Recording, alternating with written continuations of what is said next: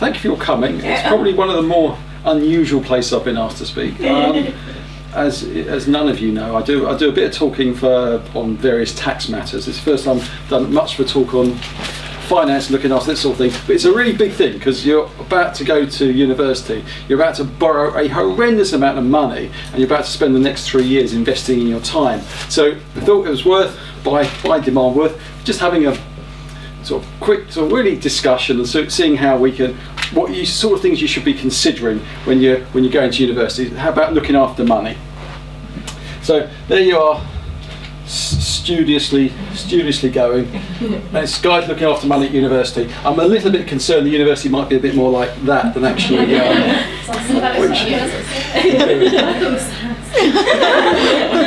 what I want to cover very briefly, the first one, because I'm confused now, choosing a bank account.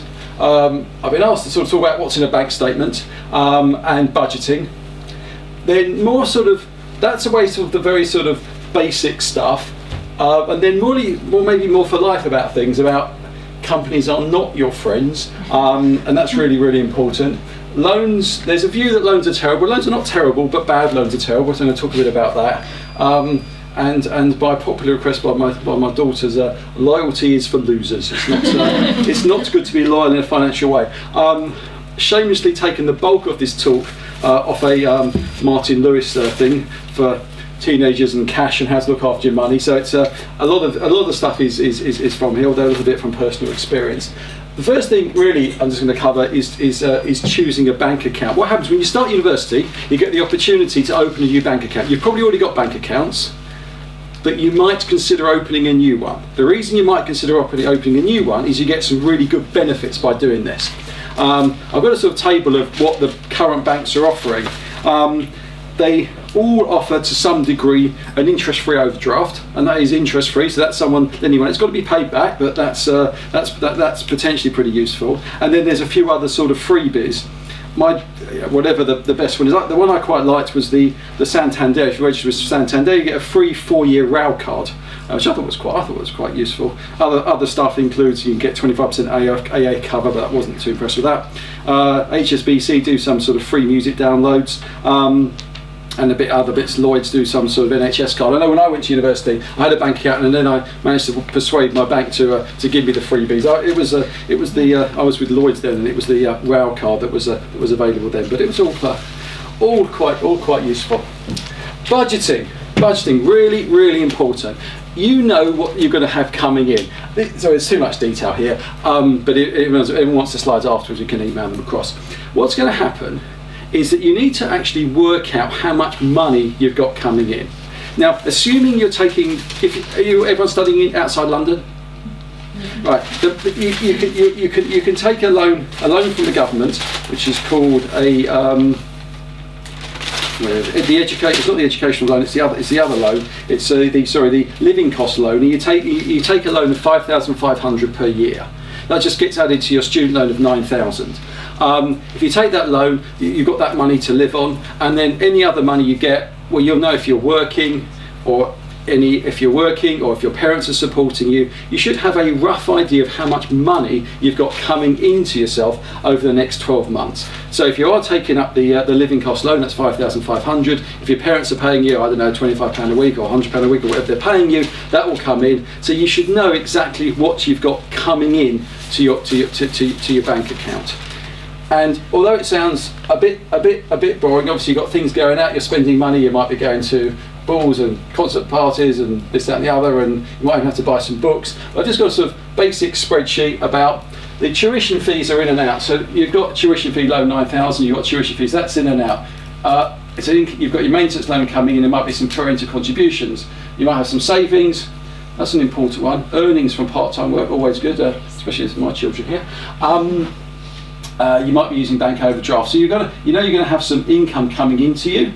Coming out, you're going to have rent, utility bills, food, travel costs, study costs, mobile phones, insurance, socialising, a modest amount there, toiletries, laundry, clothes, shoes, So you need to have a rough idea of what's coming in, you need to have a rough idea of what's going out.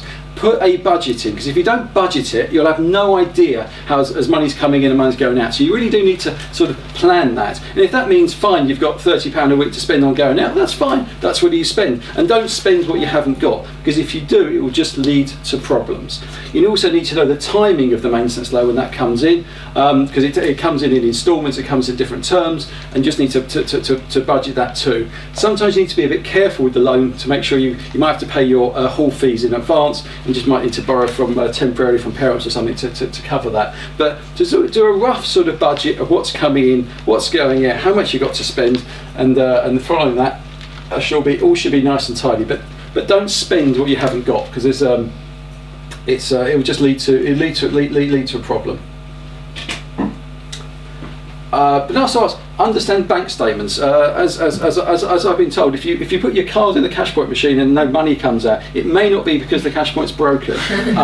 And so it's really important to actually look at your bank statement, see what's in it, see what's coming in, see what's going out. And both those things are shown. You get a bank statement monthly, you can get them on the internet, it's fine to do that, you can check it on the internet, or you can get a paper copy.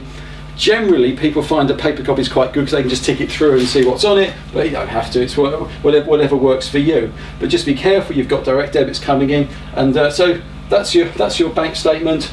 So details of what comes in, what goes out, and all the information statement summary. What's the information? So it's sort of fairly straightforward. But having bank statements just closed in envelopes at the front door is really not the right way of doing it. I'm not sure anyone here would actually not open their bank statements, but I understand certainly in our house they don't always get open straight away. So it's important to look at what's in your bank statement and check it. Also, the banks do make mistakes. Don't automatically assume it's all going to be fine, because it's sometimes not. Obviously, things about going overdrawn, and OD just means overdraft. So you just watch what's going through your bank statement. So let's cover the sort of more factual things. I really then want to talk now about more unusual stuff, and the rest of the time about getting the best deals, avoiding being ripped off. And companies spend an absolute fortune getting you to buy things. That's what they want to do. They want you to buy things, and no one actually teaches you about how to sort of defend yourself against that. So it's important that you consider. That's what I want to talk about. Also, what's also quite nice is to prove to your parents how savvy you are. So there's like, oh no, the kids are off, it's going to be terrible. And actually, you know what? It can be really nice and organised. You know exactly where you stand. So the three critical lessons which I'll follow on now is these three things. One is it's the company's job to make money. That's what they do. Is your job not to stop them making money, but spend your money wisely. Second thing, it's really important. Debt is not bad, but bad debt is bad. So you're going to have to borrow. Well, assume you have to borrow in life. You might not. You might never have a mortgage, but on the assumption you will be borrowing, it's important to look at how that works. And I'm going to talk about debt. And I want a few sort of techniques about being a top consumer. Sometimes sort of common sense is not enough. You need to sort of look at other things.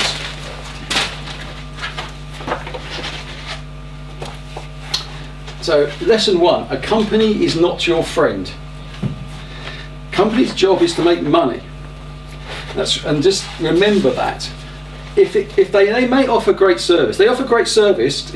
Because they want you to spend more money with them, not because they're nice people. They offer great service because they think you'll come back more often. There's nothing wrong with that. In fact, it's better to go to people who have good service. But it's only to make money. It's nothing to do with that. How they lay out the store. Are you feeling hungry? Things at eye level. You go to a shop. What they want you to buy is everything at eye level. If you look up and down, you'll find things considerably cheaper, because what they want to do is the impulse buy and buy stuff at that level.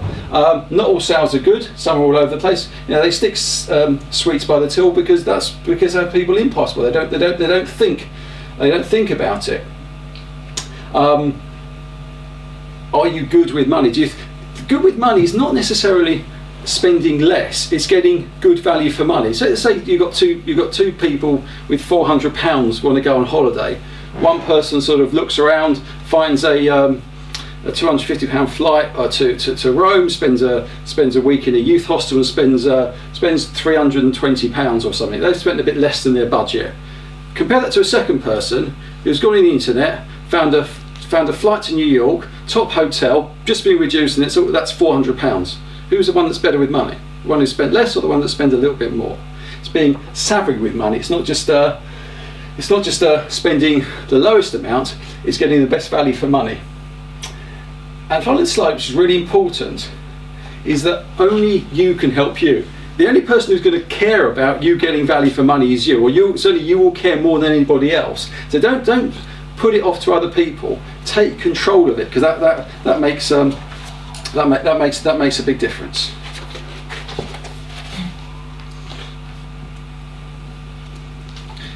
Now, the money mantra. So when you're about to spend, you're about to buy something, stop. Do you need it? Can you afford it? Can I get it cheaper elsewhere? If you, every time you're about to spend something, if you go through those things, instead of saying, oh yeah, this is just what I want, oh my friends have got it, yeah, well, if you follow those things through, you'll be much more sensible about how you spend money. And if you don't need it, don't buy it. If you can't afford it, don't buy it. So it's really just, I know it sounds a bit stupid, but think about those things every time you're about to spend some money, because it's and as breaking back to the other point, is the only person that cares about it is you. So there's three things. So those three things to think about: do I need it? Can I afford it? Can I get it cheaper elsewhere? Every time, think about that. Most important thing. The impulse chain is a really sort of interesting thought. But if I was to offer you back everything you bought on impulse ever in your life, what would you rather have, the money or the stuff you bought on impulse? I have to say I suspect you'd rather have the money, because you don't sort of think about it. And just, it sounds a bit strange, especially if any of you are going off to do fashion degrees. Fashion is a very profitable mechanism. It's a mechanism to make you buy more. If everything was always the same, if everything was always in fashion, you wouldn't need to replace your wardrobe. So again, step back, think before it's a bit of a pressure to go and buy something. Fashion can be thought of as a sort of biggest con over the last probably over the last 500 years, because in truth matters it probably is, although probably you can see the way I dress, I'm alright, so don't form part of it. So that covers that. And really, if there's one, I'll go back on that slide, but there's one thing really want you to remember from that first lesson, really, is that companies are not your friends. They're there to make money. And if that's the most important thing, if that's the only thing you remember from this talk, then good. Then that's then happy that something's gone in, because that's useful. Second lesson: debt the truth. Debt is a massively important thing, and there's very little chance you'll be able to spend your life without going into debt. Especially if you're about to enter a student loan, you're entering into debt system. But typically, if it's for buying a house or buying a car, you enter into debt for that. Logic has changed over the last few years. There was a view before, very much so, that you should never borrow on anything at all. So if you ask your great grandparents, they might sort of be really against it. Actually, not my children's grandparents. They love borrowing everything, but many grandparents take the view that all terrible. They quote whatever Shakespeare at you, never a lender or a borrower be. But actually, that's not necessary. because what I want to talk about is the difference between good debt and bad debt. If you get the debt wrong, it will cost you a fortune. So don't get bad debt. And genuine factor, more people live miserable lives because of the debt than any other factor. There's two things when you look about debt. It's not debt itself. What is debt? Well, debt's just basically just borrowing money. And debt is the amount you borrow. You may have been debt into some time in the past between your parents, your friends, whatever. But it's not like borrowing from your friends. It's not like borrowing from your mum. If you're borrowing from a bank, they don't really. You can sort of, I can't say, oh, I'll pay you back when I can. But it's a little bit more serious than that. So you have to sort of take debt seriously. So as we say, with third-party debt, be very, very careful. And as I said, we're back to companies are not your friends, and if they lend you money, they're going to want it back. Actually, do some work for a money lender. He will visit you once a week if you when he lends you money, and he will make sure he gets that money. And I can assure you, I wouldn't want to not pay him. The interest rate is interesting because straight away there's a sort of common thought, or you think that the higher rate of interest the more you pay. Not necessarily, it depends on the term as well. So you can't just say how much is the interest rate. The term absolutely matters, and I'll sort of try and demo that. And that's just a sort of a silly example. But if you're borrowing at 20% interest, which is sort of typical credit card rate. You start off with £100. After the first year, well, £100, 20% interest, you'll pay back £200, or pay interest of £200. Balance is